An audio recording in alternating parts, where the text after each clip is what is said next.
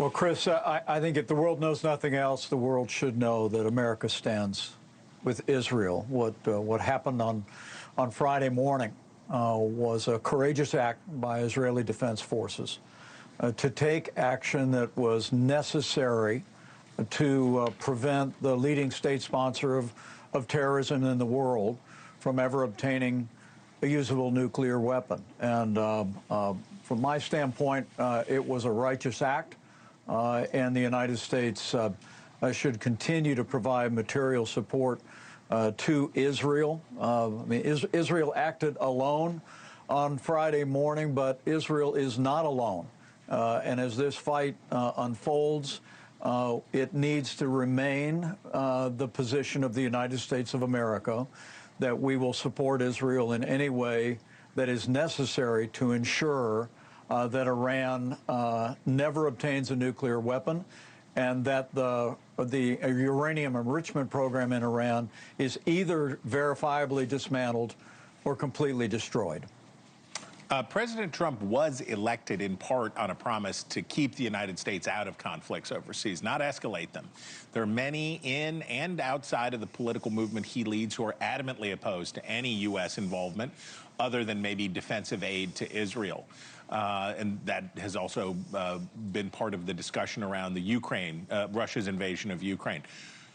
Do they have a point? Shouldn't we fear the repercussions of being part of another offensive effort in the Middle East?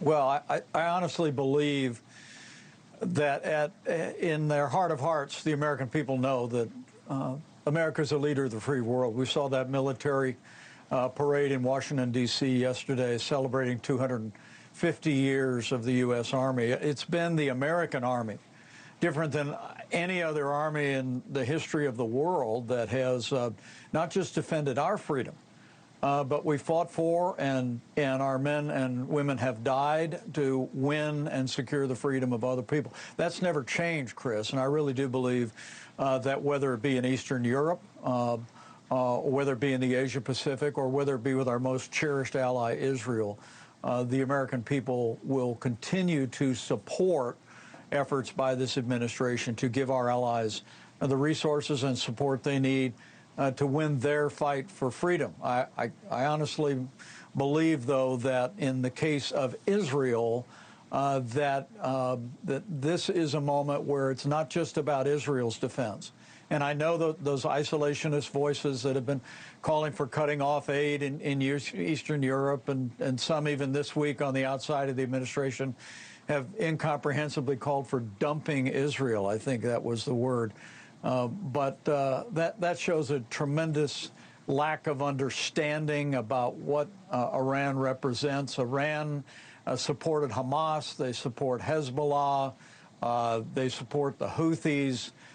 They not only breathe death to Israel, but death to America. And it's absolutely imperative that we support Israel in this cause to ensure that Iran never obtains the means to develop a nuclear weapon that could be used against Israel or the United States of America.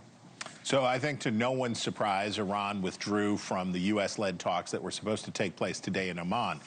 The Israelis apparently believe that these talks were just the Iranians playing for time so that they could continue on their path to obtaining a nuclear weapon. But the reasoning that we hear behind the administration's push for a deal is that continuing confrontation between between Iran and the West only empowers Iranian hardliners and makes the prospects for a lasting peace even more remote. What do you say about that argument? And it's something we've heard from multiple administrations.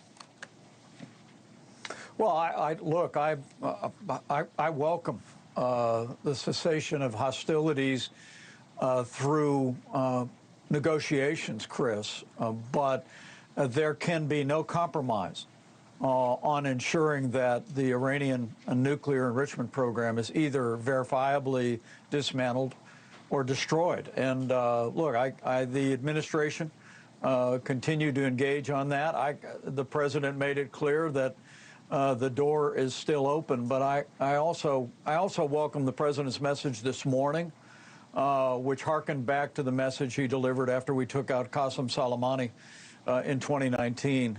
Thank you for watching. Subscribe below and download our NewsNation app right now on your phone, and you will get fact-based, unbiased news for all Americans.